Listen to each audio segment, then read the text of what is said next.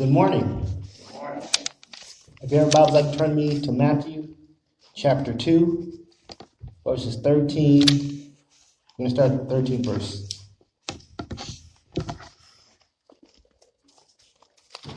That's Matthew chapter 2, verse 13. And I should be telling you, I'm reading from the English Standard Version of the Bible. When you have it, please say amen. Matthew chapter 2, verse 13 says, Now when they had departed, behold, an angel of the Lord appeared to Joseph in a dream and said, Rise, take the child and his mother, and flee to Egypt, and remain there until I tell you, for Herod is about to search for the child to destroy him. Verse 14 says, And he rose and took the child and his mother by night and departed to Egypt. 15, and remained there until the death of Herod. This was to fulfill what the Lord had spoken by the prophet. Out of Egypt I call my son. I want to title this lesson, What the Devil Meant for Bad, God Meant for Good. Let's talk a little bit about our book. Now, the book of Matthew is the book of Matthew is a New Testament book. It is the first book of the New Testament. Matthew was a tax collector. And what is a tax collector? Well, I'm glad you asked. A tax collector, what we would call today the IRS. All right. Now, book of Matthew is one of 27 books of the New Testament, and one of the 37 books of the Bible. Now, the other three books are the book of Mark, Luke, and John, of course. Now, God's plan in today's lesson was rooted in life. Why? Because God wanted to keep Jesus alive. Herod's plan was rooted in death. Why? Because he wanted to kill Jesus. All right. Now there were two plans. One plan was to keep Jesus alive. Another plan was to kill Jesus. All right. Now, God wanted one thing, like I said, life, and Herod wanted another thing, which was death. All right. Now, we want to do we want to do things our way instead of the way of God. We always want to do things our way. We want to have things our way, right? But we have to realize that it's God's way or no way at all. No matter what our enemies have in store for us, God has the last word. You see, Herod, like I said, wanted to kill Jesus. He wanted him dead. All right, and no matter what Herod did, no matter what he did, God had the last word. If you read, Jesus did not die. I just read. If we go, let's break it down a little bit. I'm gonna show y'all something. Look. Now, when they had departed, behold, the angel of the Lord appeared to Joseph in a dream. All right. So when they left, it's saying that the angel of the Lord appeared to Joseph. So the angel came to Joseph in a dream. And what did he tell him? He said, Rise. That means get up. All right. Take the child and his mother and flee to Egypt. So the angel said, Get up. Take Jesus and Mary to Egypt. All right. And remain there until I tell you, for Herod is about to search for the child and destroy him. Okay, so he's telling them why. So he's also in that instance in verse 13. He's telling them why they have to leave. He's telling them why they have to leave in 13. He's saying, "Arise." He's saying, "Get up, take Mary and the baby, because Herod is coming for y'all. He's coming to kill y'all." Yeah. Okay, look. How do you know? And you say, how do you know he's coming to kill him? Well, look. He says, "Remain there, and I will tell you, for Herod is about to search for the child to destroy him." All right. So he's coming to destroy the child, right? All right. Okay. Verse 14. And he rose and took the child and his mother by night and departed to Egypt. All right. So when he heard what he had said. He heard what the angel had said. All right. So this is all about following instructions. All right. When God tells us something, you better listen. Because this saved their lives, all right? This saved their lives. Now, God knew the plot that King Herod had hatched. He knew Herod's plan, which it tells me that you can't hide nothing from God. You cannot hide nothing from God. I could leave the sanctuary and go to a lower level and hide in the closet. And guess what? God would still see me. All right? There's no way we can go on this earth where God don't know where we at. Now, God was able to throw. See, Herod thought he could throw a wrench in God's plan, right? But God ended up throwing a wrench in Herod's plan. All right, and it's really interesting though because, like I said, we think we know everything. We think we know everything, right? But God knows all things. We think we know We think we know everything. We think we're the smartest people alive. But I'm here to tell you something. You're sadly mistaken. God knows everything. All right. Now. Instead, like I said, imagine if Herod's plan was allowed to be fulfilled. Jesus wouldn't have been born, everybody. And I like to look at some of these. I like history. Anybody know I love history. I love studying history. So I like this thing called alternate history. And so it says, an alternate history is like, what would happen if this event didn't happen? So what if if we didn't win World War II, things like that. So I did a little alternate history right here. So I'm going to show y'all, look. If Jesus had been killed by Herod, the 5,000 would have never been fed in Matthew chapter 14, verses 13 through 21. The woman would have been stoned by the crowd for adultery in John chapter 8, verses 1 through 7. The woman with the issue of blood wouldn't have been healed in Matthew chapter 9, verse 20. Jesus' friend Lazarus would have still been dead in John chapter 11, verses 38 through 44. All right? The leopard would still have leprosy and not be healed in Matthew chapter 8, verses 40 through 45. Peter would have drowned within the sea in Matthew chapter 14, verses 22 through 23.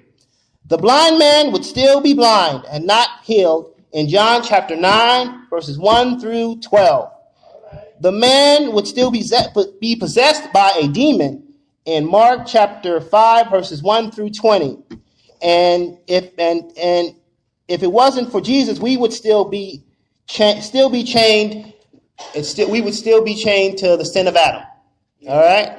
So think about that. Think about that. If this plan was allowed to be fulfilled, if Herod had killed Jesus, all the miracles that Jesus had done, everything that he had done wouldn't have happened. All right. But I'm so glad that God protected them from the wrath of Herod. All right. And I'm going to say this too. We have some Herods today. Yeah, we do. We do have some Herods today, everybody. That's after us. We have some Herods today. All right. Because God stepped in, Jesus survived Herod's wrath. Because God stepped in. And with us today, we have survived the things that we have survived all of our messes, and all our Herods, all of our Goliaths, all our Red Seas, all our valleys, because God stepped in. You know what? And if he did step in, guess what? I'm not going to say a lot. All of us would be dead if he didn't step in. Yeah. If he didn't step in on our behalf, all of us would be dead. Now, as Christians, like I said, we have our own Herods, and we're going to have to face some King Herods today. But just like God stepped in for them, God will step in for us. All right? Malachi says, "For I am the Lord, I change not." He's the same God in the Bible that he is today. So what makes you think that he can't do the same thing he did for them for us? What makes you think that? It's the same God. What Herod meant for the bad, God was able to turn around for the good. He was able to turn it around for the good. All right? Now, the plan won't work unless God is in it or a part of it. It won't work.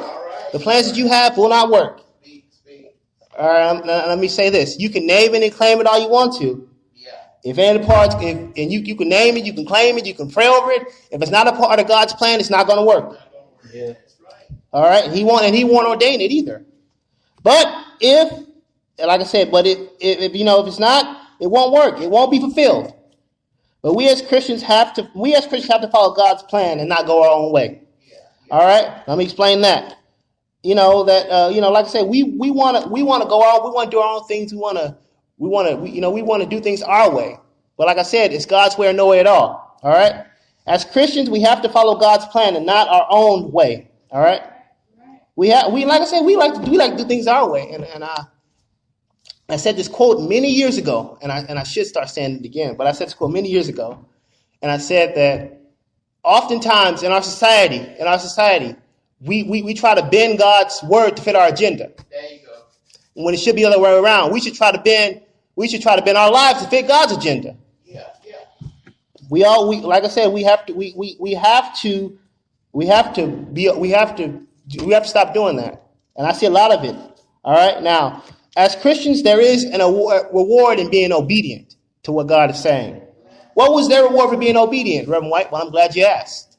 They were saved because they listened to what was being. They listened to the angel, which God had sent. They were saved. All right, they were saved. That's their reward. Not only did God warning save them, but like I said, their obedience to it as well. Now, why is that important? Well, I'm glad you asked. Why is that important? Because oftentimes, I'm going to say this, is that we listen to something, right? But we don't follow through with it. That's right. You don't believe me? I can listen to what somebody's saying right now, right? And they could say, go pick up a piece of trash, right?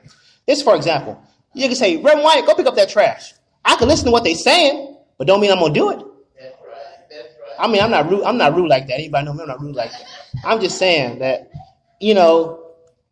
anybody, like I said, but I'm just saying that we have to not only listen to what God is saying, be obedient, but also follow through what he's saying. Because not only did they listen, but not only did Joseph listen, but he followed through. The angel said, arise. It means go. It means rise and take him and leave. And he did it. All right. Now imagine if Joseph heard what God had said and through the angel and didn't listen. And Jesus would have been killed by King Herod while he was a baby. All right. If he did not listen. And sometimes, like I say, we have the same problem today. Like I say, we're going in the Bible going on today too. I want to say that. Because people still not listening when God is speaking to them. All right. Now, now think about okay, so God knows our intentions, everybody. Just like he knew King Herod's intention. He knew King Herod's plan was to kill Jesus. That's why he sent the angel to tell him to leave. And God knows our intention too. People always say, why God ain't made me a millionaire? Yeah. Why God ain't made me a millionaire? Well, God knows your intention. Why God ain't gave me a new car? God knows your intention. Well, why won't God give me a new house? God knows your intention. God know you won't. God know once he'll give you that car or that house or $1 million, you'll put that stuff before him. He knows your intention. All right. Now, what the devil meant for bad, God ultimately meant for the good. And just like today, what our enemies mean for our bad, Jesus means for our good. All right.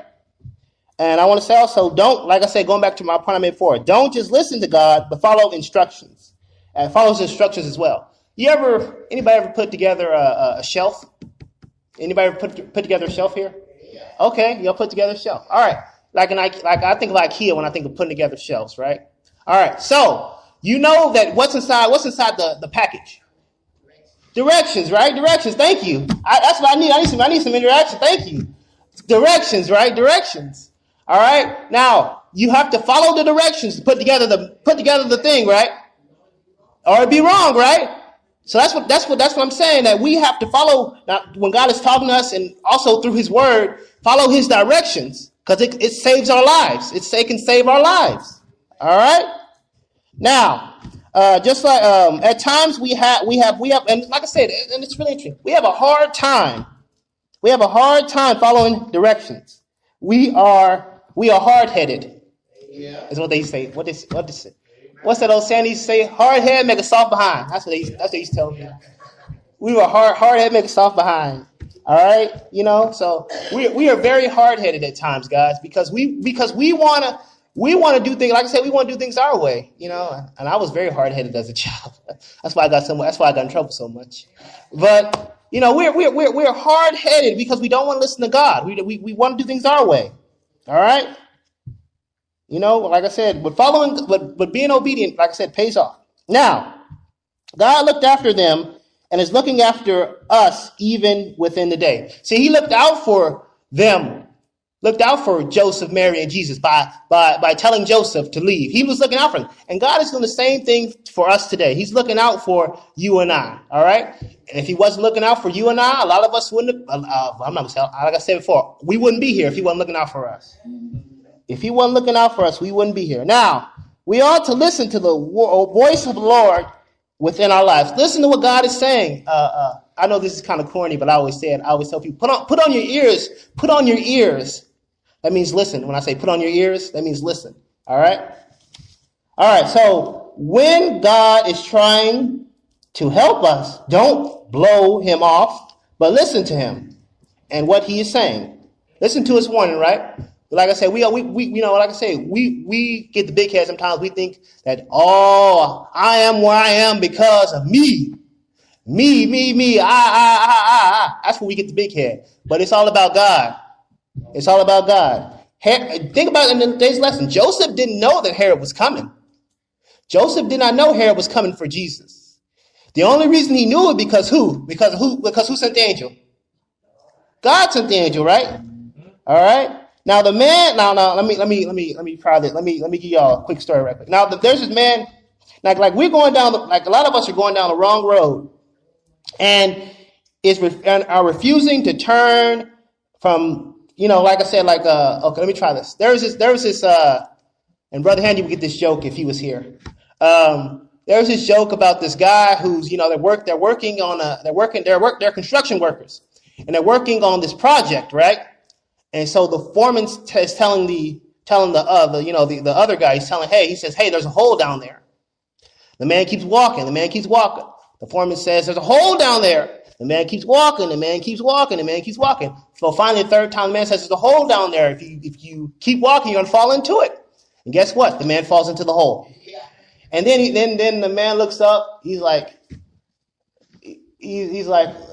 confused. He's like, and the foreman looks down. He says, I told you there was a hole right there. You just kept walking and didn't listen. The same thing can be said about us today, as God is telling us there's a hole down there. There's a hole down there. And what do? We keep walking. We blow God off. And then when we fall in the hole, guess what we do? We ask God to get us out of the hole. When all we had to do when we were walking is listen to what God is saying. Listen to the foreman. Listen to what God is saying. All right? Now, there are a lot of voices out there. There are a lot of voices out there who are trying to pull us in many directions. You got many voices out there. Want to pull you left and pull you right and pull you down and pull you up. And everywhere you got people, and like I said, we have a lot of voices trying to pull us everywhere. But listen to the voice of Christ. Listen to Jesus. Listen to God. Listen to what he's saying. All right? Without God, and I'm telling you something else. Without God, we would have fallen through the hole. We would have fallen through the ground every single time. Because God is constantly saying, okay, there's a hole down here. White. Go left.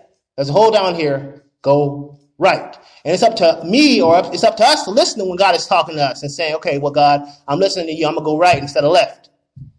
All right? There is a saying that we always used to say, like I say, Pastor always says, he says, God warns before he harms. So if we listen, we wouldn't have to go through the struggle or the pain, everybody. All right? Amen. We have to listen. Listen. There was this guy I knew back in the day, on his report card, it said, needs help following the instructions. So some of us need help following the instructions, all right? But God is talking to us, so listen. All right, now, God helped them by warning them of King Herod's motives. He warned them by letting them know what King Herod was going to do. And we ought to recognize where exactly our help comes from, all right? Now, God was helping them out by trying to tell them that Herod was going to come to get them. He was helping them out. And God is helping us today. How do you think you're still standing? Well, how do you say that? How do you think you keep on living, everybody? I mean, some of us, a lot of us have been through a lot of things, right? Like sickness, death, finance, a multitude of things, right? And God helped you. God is the reason you're still standing. All right? It wasn't because of me. It wasn't because of I. Get me and I out the equation and put God in the equation. All right? Now, our help doesn't come from the world. If it did, we'd be in a lot of trouble. But it comes from Jesus Christ. He's the one. The world didn't help them in today's lesson. And the world ain't helping you today. It's all by God. It's all by God's doing, all right? No matter what we face, Jesus will be able to help us through it. No matter what we face in life. God knew what the problem was. What was the problem? Herod was coming to kill him, right? God knew their plan. God knew Herod's plan. But because God knew Herod's plan, he was able to get them out of there. All right?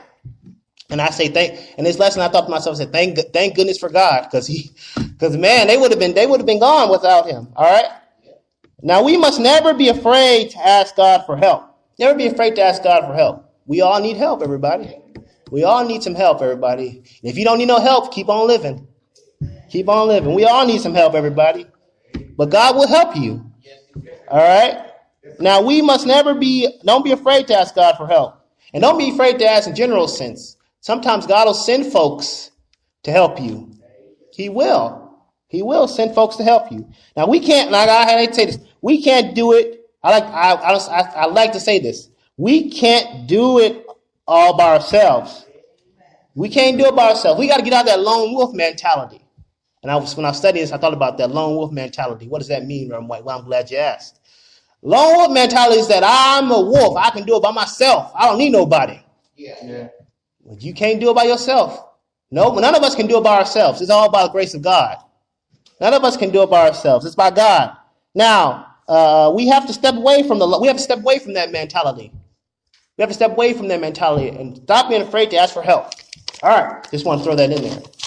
All right. Now, folks are after us due to our faith within the Lord Jesus Christ. Because of who Jesus was, Herod wanted to kill him. And because of who we are, there are folks out there who want to kill us. All right? Now be thankful for the opportunity to worship God, because some countries don't have that opportunity, everybody. Now, what do you mean by that? Well, I'm saying that out there, that there are countries where if you're a believer in Jesus Christ, it's a crime to be a believer in Jesus Christ. And so I always tell folks when I talk about this message, I always tell folks that be thankful for the opportunity that you have to worship God in this country. Because there are countries out there, like I said, that being a Christian, you can be locked up for being a Christian. All right. Now be thankful for the Lord Jesus Christ provision upon us. Be thankful that he protected you, everybody. He protected you through everything. All right. Now, as I close, I want to say this: is that imagine you're in the rain, right? Like think about it this way: that the rain is everything that you go through, right? It's the sickness, it's the finance, it's the death, it's all that stuff, And if you're not careful, it'll weigh you down, right?